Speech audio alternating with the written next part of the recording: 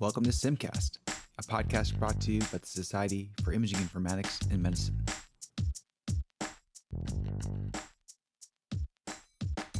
Greetings, everyone, and welcome to another episode of SIIMCast. Today, I'm thrilled to introduce our distinguished guest, Dr. Jong-Soo Choi, who is the Information Technology Lead at the Office of Digital Transformation at the Samsung Medical Center in South Korea. Dr. Choi has played a pivotal role in driving digital transformation in healthcare, leveraging cutting-edge technology to enhance patient care and operational efficiency. The Samsung Medical Center recently made headlines as the first healthcare enterprise to achieve DIAM Stage 7. This is a remarkable milestone in the digital imaging adoption model. In this conversation, we dive into what the DIAM entails, the significance of achieving Stage 7, and how the Samsung Medical Center has integrated access to a wide array of specialties. Dr. Choi also shares insights into the governance, training, and technological challenges that they faced and how they overcame them to create a seamless and efficient healthcare environment. Join us as we explore the journey of the Samsung Medical Center to the forefront of digital healthcare innovation. Thank you.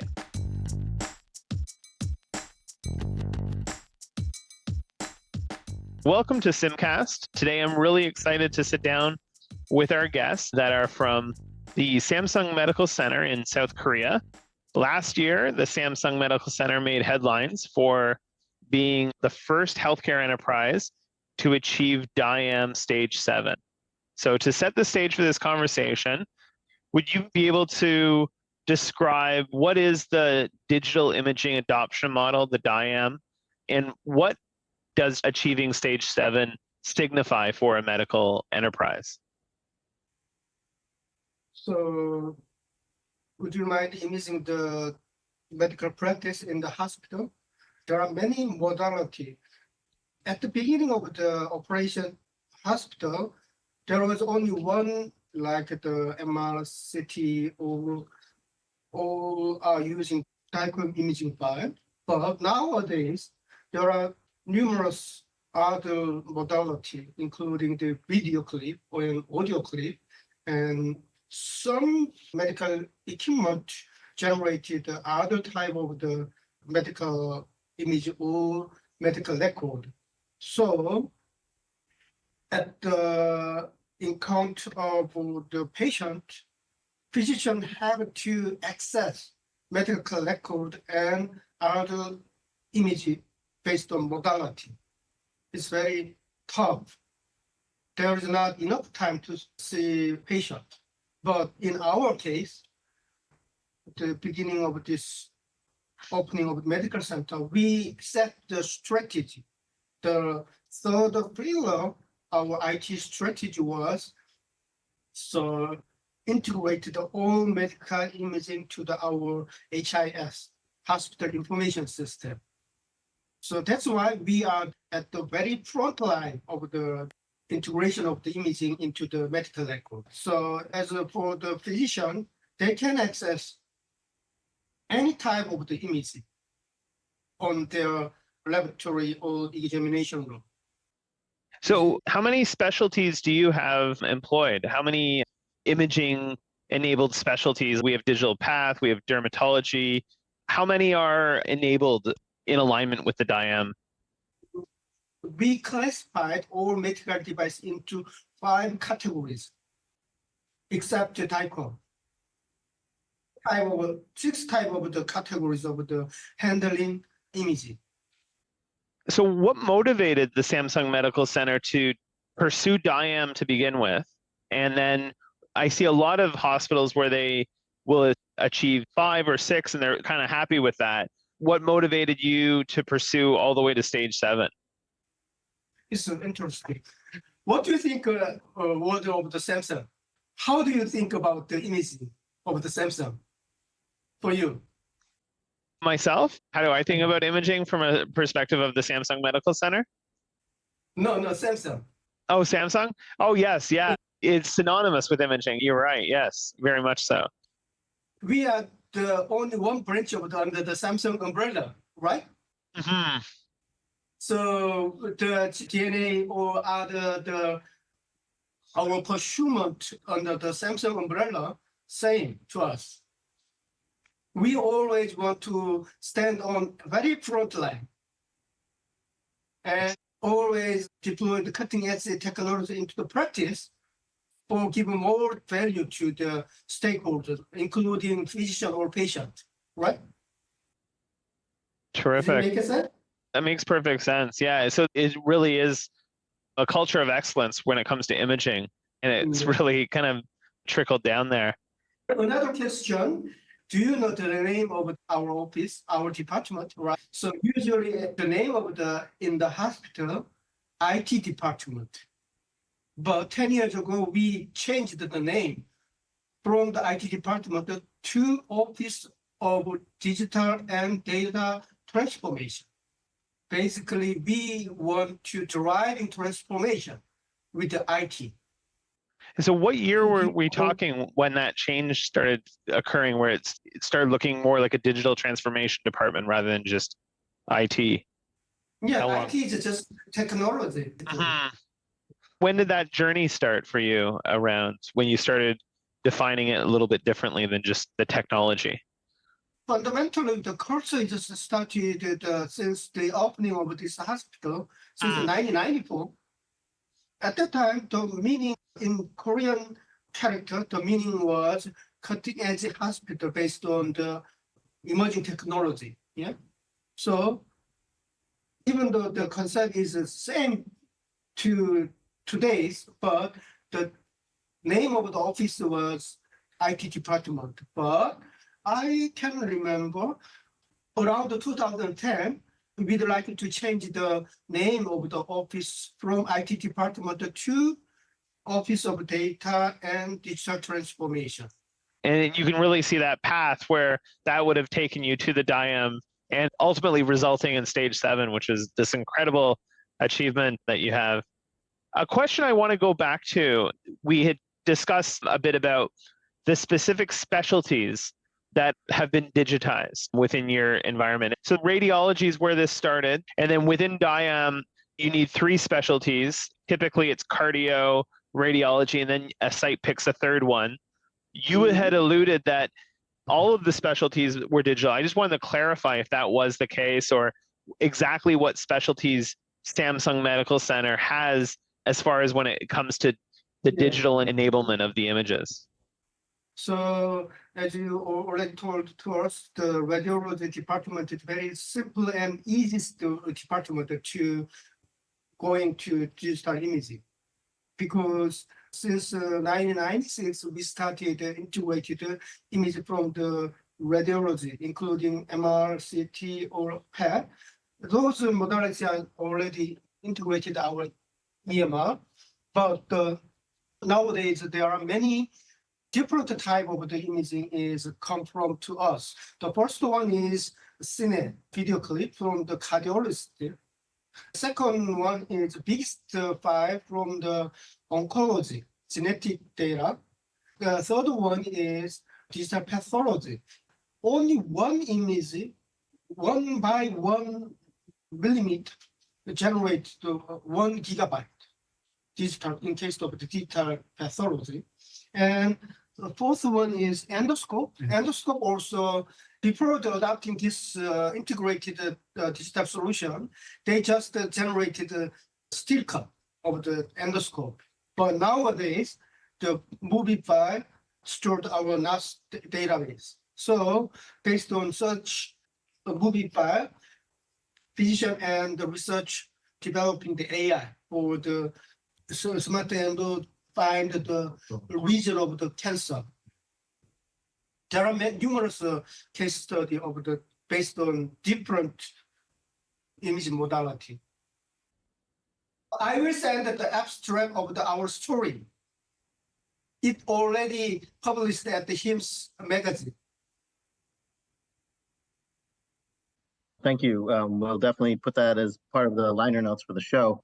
It's incredible anytime to talk to any institution that has made it all the way to DIAM 7, because there's so many parts and pieces that you have to achieve to get, to each level. And, I can imagine being at an institution, a larger institution, you have to have a lot of organizational change. You have to have a lot of alignment between all of the different departments. So how did you guys go about doing that? How did you get the governance for things like, for enterprise imaging and getting everybody willing to share all of their data so that you could then get all the different parts and pieces that you need for DIAM 7? At the beginning of today's talk, we have a very different culture. So based on our culture, physicians always want to see medical record with imaging. So it was started since 1996. The first year we introduced PACS, Picture Archiving and Communication System, into the practice. So there is no one in this medical center, radiology or other specialty in department, dislike to see image on the EMR. So when we buy medical equipment, the first line is we have to check image can be integrated our system. So the culture and start line is very different to other. I'm not sure which medical center or institution don't like to integrate the image into their system. So in Korea, physician or radiology, it's normal to integrate the image to the medical record.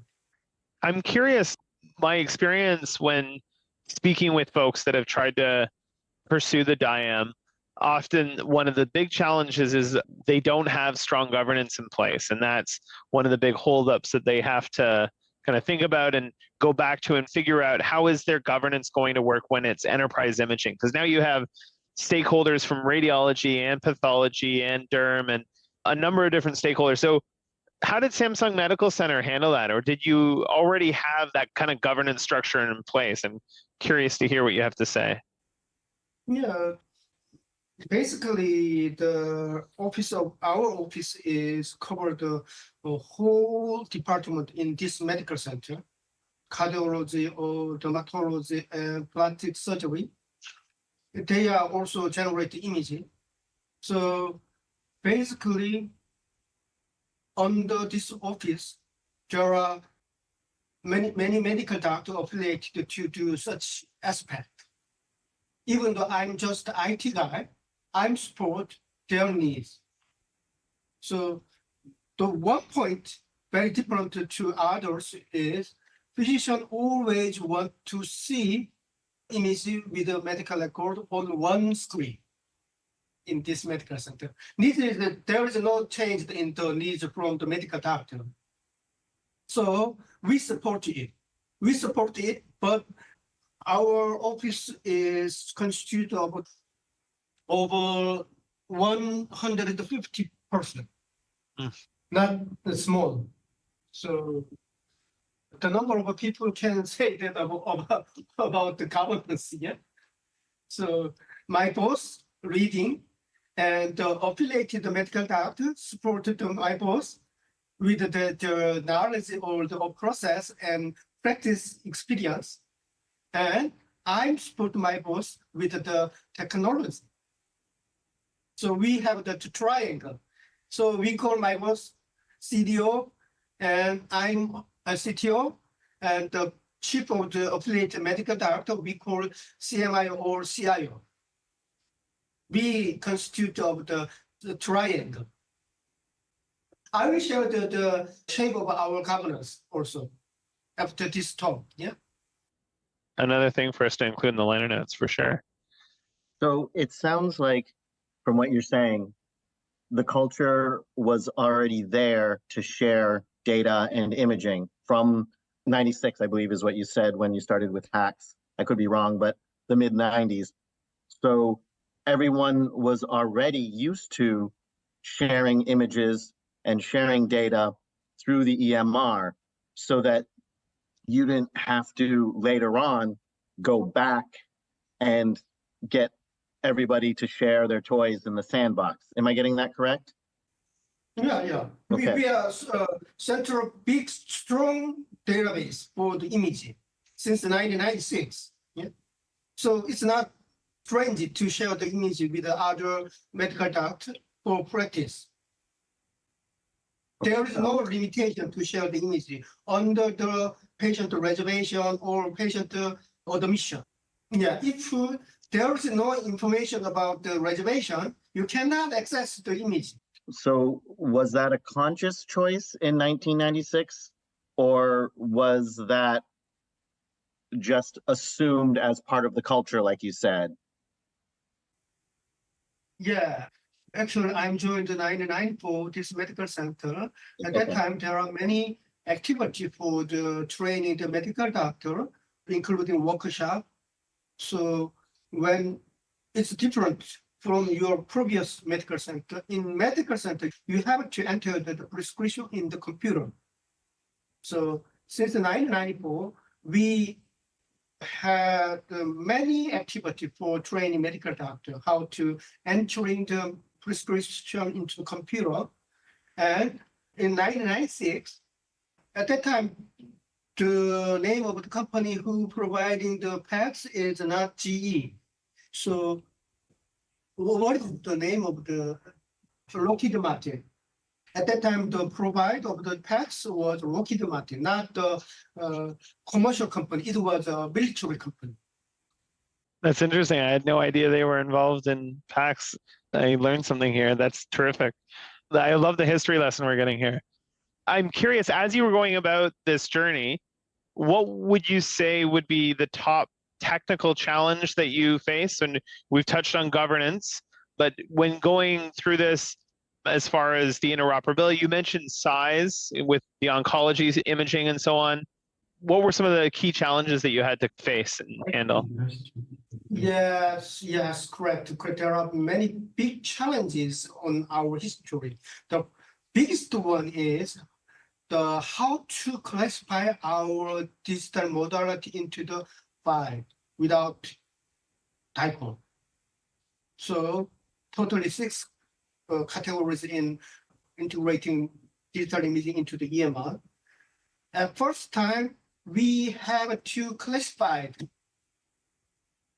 It was my first SCI paper.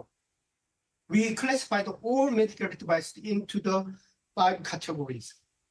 The first one is XML from the ECG. And second one is JPG files from the ophthalmology fundus camera. And there is also another type of PDF from the many small medical device. Yeah. So it was very difficult. In case of nasal endoscope, they just, we have to capture with the push button. So there is no generation of the 10 years ago. We have to capture the image from the video computer. Yeah. So the first one is how to classify all medical device into the 5 categories. And nowadays, the biggest challenges come from the size of the storage imaging. For example, the digital pathology, very small piece can generate over 1 gigabyte. They take about 200 or 300 images from the one slide. So our challenge is how to making provision for the storage such the digital pathology. That's a problem. It needs much more cost than glass slide. So that's a problem, another challenge. And another big challenge is how to communicate. We deployed such digital pathology into the laboratory. After the examination, we have to send the image to our server, not the storage. It takes all network. So neighborhood with the such laboratory, they cannot enjoy the network. So network traffic is also another problem. So we have to purchasing more big size network switch. we already deployed such modality into the practice, and cost is my challenge. I have to persuade my CEO, boss and CEO. So why don't you say me the benefit of the such integration?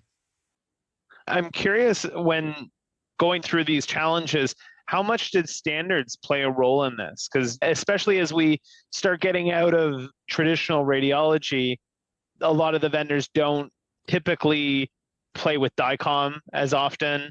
Curious about that. And I'm also curious if IHE played a role in this as well for you. How important was IHE as a guiding principle? And your thoughts on those? Digital pathology is, I think, a good culprit to point at, where you see a lot of vendors where, and I understand where they're coming from, it's easier for them to go down this proprietary path. They make something that works efficiently within their own product line, but it doesn't work outside of that. Did you come across similar situations, it sounds like? They purchase the digital pathology, so they cannot share the image with the other department. Yes, So yeah. all the device for the digital pathology scanner, nowadays they can become a very compatibility for the DICOM or other standard output. Yeah. No problem. In our medical center, before purchasing medical device, we have to check, is there any global standard on the device? So we also reject the requirement from the department without, if there is no guideline or standard. Yeah. It's also about the governance in this medical center. Yeah, I could imagine, like as you're saying, these standards are important, especially with, the number of point of care ultrasound or physicians or patients taking photos, germ photos or whatever, and uploading them into the electronic medical record. So, how do you guys deal with data security, privacy, anonymization, data curation? Because, everywhere around the world, there are many people with the same first name, same last name, things like that. So how do you guys deal with some of those issues as part of the systems? First, the medical device is very weak from the cybersecurity. So for our personal computer operated on the Windows, so we have a very strong security and privacy guideline and tools. But in case of the medical device, so if there is any update of the firmware, so engineer have to visit the medical device room, insert the memory stick, and upgrade with their company guideline. So we think the medical device is very weak for the cybersecurity. So the first, our policy is the network line with the medical device is detached our general network for protecting from any worm virus or other outside hacking. The first one is detach the network net line from our private network and public network, very closed secure network. And there are many user endpoints for security. So our security department periodically check the user endpoint. So we have to seal the memory stick insert hole. If there is any violation, so our security team warn to the department. So, and we also check the online, if there is any temporary storage evidence, we have to prepare the search any risk of the leakage. So, and for practice, we have to share the image with the real name real patient number, right? Yes. But for the not for the practice, we have to anonymize the number of a patient or names. It's about the privacy. Would you mind if is there any question for our security and privacy? I think you covered, I don't know, Prasanth, want anything else dug in there? No, I'm curious for how do you guys handle more of the like patients uploading photos and things like that? It's one thing for a physician to take the photo and upload it on your network, right? I don't know if your EMR has this capability. I'm assuming it does, that a patient can be at home and upload this data. Do you guys go through two-factor authentication? Like, how do you guys deal with the security from, this information coming from an external network in to your EMR network? Yeah, there is two kinds of case overview. The first one is how to upload the imaging from to the medical device to our PET system. We cannot count the number of how many people upload to such job, because after finish the examination, the image can be automatically uploaded to our PET system through the CR, right? So there is no manual job uploading,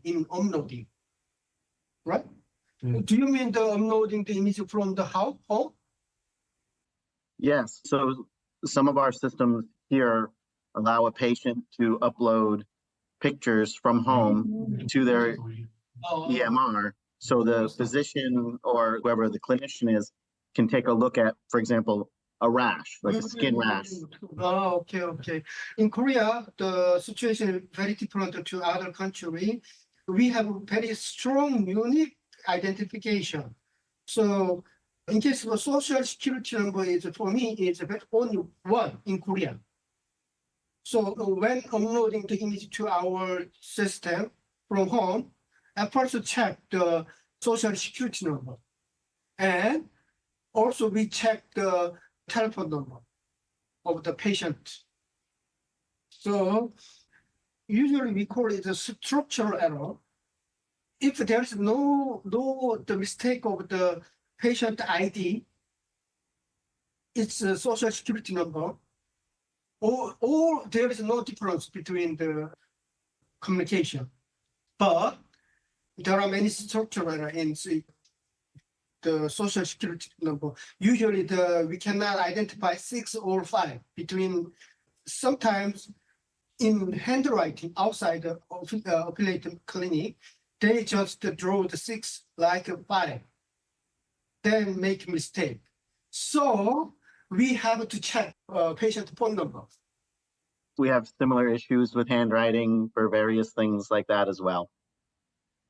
Just pivoting a bit on the conversation here, just thinking about, in order to implement any kind of change, it takes a lot of work when it comes to adoption. And a big part of that is training and education, making sure that people are aware of how to do the things. The technology is one thing, so having the tool is useful, but knowing how to use these tools is the other part of this component. How did training and education and staff training and development, how did this play into reaching stage 7? Training, they have to finish the training, how to enter the prescription into the system, and how to view the PET imaging. They have to finish the training for the joining this medical center.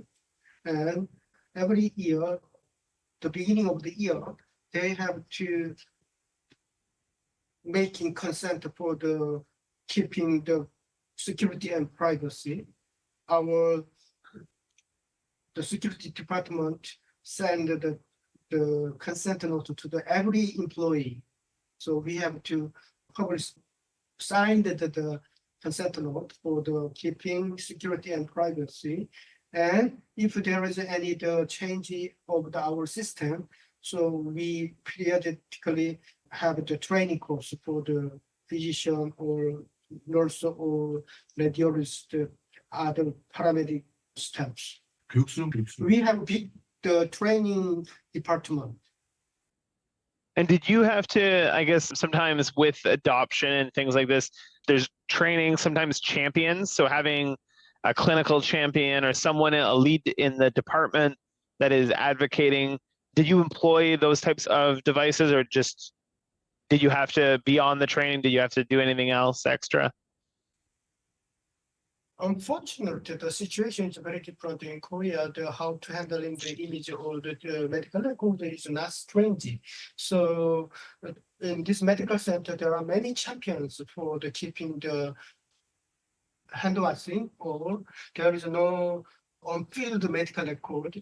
So we have to check the fidelity of the medical record.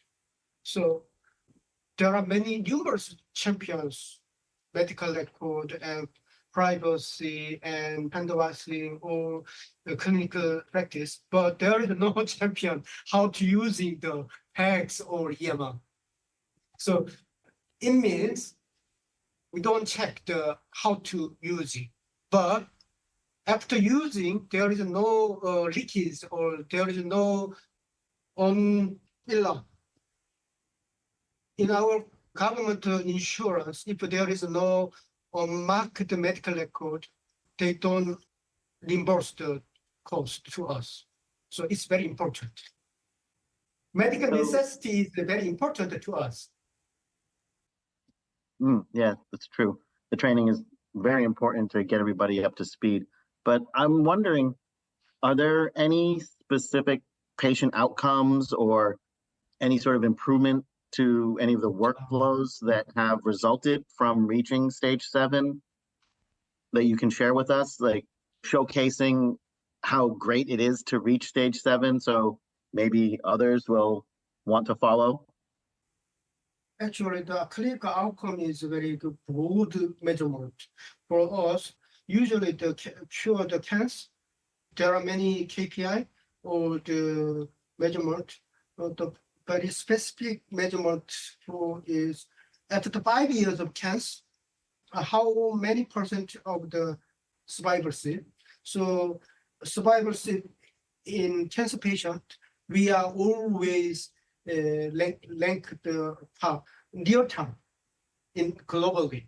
As you know, our cancer comprehensive center is the ranked number 5 in globally by the Newsweek.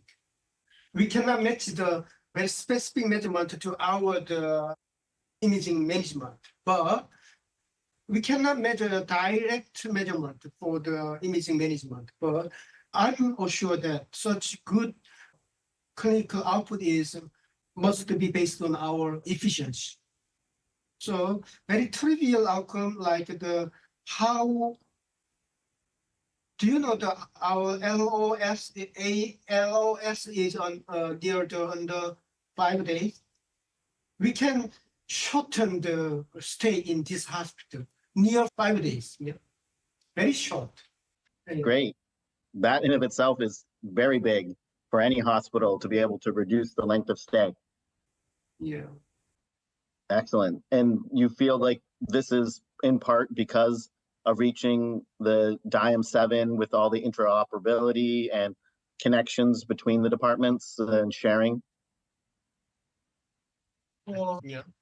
Always like because I'm not sure what is challenging for the other medical center, but because we are basically born to be image management with the IT. So we cannot understand why they experience challenge. Yeah. So if I can pivot on their situation, I can recommend an alternative way to reach the DIAM 5 or 6, 7. Yeah. And maybe that's a good way for us to close out here is what advice would you give to the folks that are the medical imaging enterprises that are aspiring to achieve stage 7? Any advice that you would give them? Salient wisdom? One word is all for one, all for, yeah, all for one. So even though the modality is different, all image can be integrated medical record for the patient experience, right? Healthcare professional experience. imaging, healthcare professional have to find imaging with the other device and other computer. It's not easy to handle the tailor with the patient. So neither does it have for the patient or physician. So all for one can improve the experience of the both patient and healthcare professionals. Thank you very much. This has been a great conversation. Really appreciate you taking the time today. We've learned a lot from you, and we hope that this isn't the last time we cross paths. So thank you.